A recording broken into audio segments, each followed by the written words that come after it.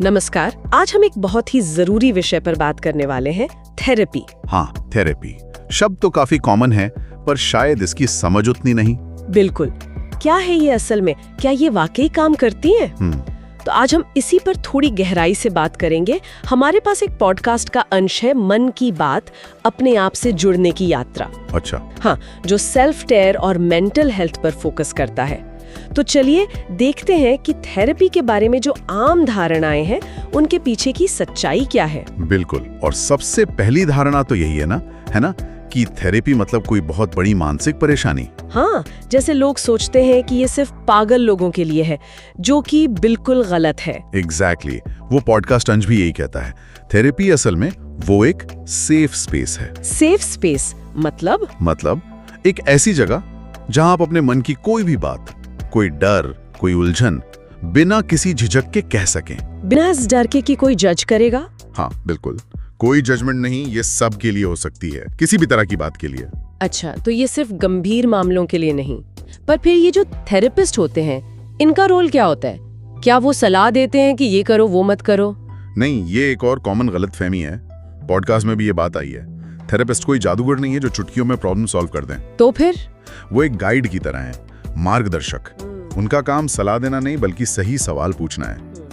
ऐसी techniques use करना जिससे आप खुद अपने विचारों, अपनी भावनाओं को बेहतर समझ पाएं। अच्छा, तो वो एक तरह से आईना दिखाते हैं। हाँ बिल्कुल, आईना दिखाते हैं जिसमें आप खुद को देख सकें, समझ सकें। वो इस प्रोसेस में मदद करते हैं। तो मतलब फोकस सेल्फ अवेयरनेस पर है, खुद को जानने पर। एग्जैक्टली। और जब ये समझ बढ़ती है तो असल जिंदगी में क्या बदलाव आते हैं? मतलब इसके फायदे क्या हैं? फायदे तो कई लेवल पर होते हैं। जैसे मानसिक तौर पर जो अनजाने डर होते हैं ना मन में, हाँ, वो कम हो सकते हैं। सेल्फ अवेयरनेस बढ़ती है, आपको पता चलता है कि आप क्यों ऐसा महसूस कर रहे हैं। अच्छा, इससे लाइफ में ना एक क्लैरिटी आती है। क्लैरिटी।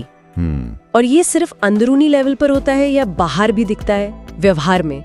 नहीं, व्यवहार में भी दिखता है। जैसे कोई उदाहरण? हाँ, जैसे गुस्सा कम आना। उस पॉडकास्ट में ये मेंशन था। जब आप समझते हैं कि आपके गुस्से का ट्रिगर क्या है, तो उसे कंट्रोल करना आसान हो जाता है। बिल्कुल, कंट्रोल बेहतर होता है। बिल्कुल। और नींद की क्वालिटी सुधर सकती है। ओह, ये तो बहुत कॉमन प्रॉब्लम है आजकल। हाँ, क्योंकि जब मन थोड़ा शांत होता है ना, उलझने कम होती हैं, तो नींद अच्छी आती है। सही बात है। और एक और चीज जी, दूसरों के लिए एम्पैथी बढ़ना। जब हम खुद को समझते हैं तो दूसरों को भी बेहतर समझ पाते हैं। और इससे रिश्ते भी बेहतर होते होंगे। बिल्कुल, रिश्तों पर सीधा पॉजिटिव असर पड़ता है। ये तो काफी दिलचस्प है कि कैसे अंदर की समझ बाहर के व्यवहार को बदल सकती है। अच्छा, उसमें ट्रॉमा हीलिंग का भी जिक्र था शायद? हाँ था। ट्रॉमा हीलिंग मतलब जो पुराने भावनात्मक जख्म हैं, गहरे सदमे हैं, थेरेपी उनको भरने में भी मदद कर सकती है। ये दिखाता है कि थेरेपी सिर्फ रोजमर्रा के स्ट्रेस या एंजाइटी के लिए नहीं है, बल्कि गहरी पुरानी चीजों पर भी काम करती है। हाँ, ये एक गहरी प्रक्रिया हो सकती है। बेशक। और इस पूरी बात को समझाने के लिए उस पॉडकास्ट में राहुल की कहानी भी थी, है ना? हाँ, राहुल का केस। 27 साल का IT प्रोफेशनल, बाहर से एकदम सक्सेसफुल, हाँ, पर अंदर से परेशान। उसे नींद नहीं आती थी, सिर में दर्द रहता था, छोटी छोटी बात पर चिढ़ जाता था।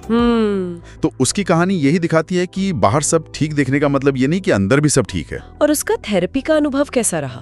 क्या शुरू से ही सब ठीक था? नहीं, बिल्कुल नहीं। पॉडकास्ट के हिसाब से शुरू में उसे बहुत अजीब लगा, असहज। हाँ, होता होगा। किसी अजनबी को अपनी सबसे निजी बातें बताना आसान नहीं होता। बिल्कुल। लेकिन धीरे धीरे लगभग 3 महीने बाद वो अपनी भावनाओं को पहचानने लगा, उन्हें नाम देने लगा। अच्छा। और सबसे बड़ा बदलाव शायद ये था कि उसने खुद को जज करना कम कर दिया। मतलब अपनी फीलिंग्स को एक्सेप्ट करना सीखा। हाँ, कि जो भी वो महसूस कर रहा है वो ठीक है, मुश्किल है पर जायज है। उसका वो कोड बहुत अच्छा था, थेरेपी ने मुझे खुद से मिलवाया। वाह, खुद से मिलवाया, ये सच में गहरी बात है। हाँ, ये सिर्फ प्रॉब्लम सॉल्विंग नहीं है, ये खुद से कनेक्शन बनाना है। और ये बात समाज में थेरेपी को देखने के नजरिए से भी जुड़ती है ना? अक्सर लोग इसे कमजोरी समझ लेते हैं। बिल्कुल। और पॉडकास्ट इसी सोच को चैलेंज करता है।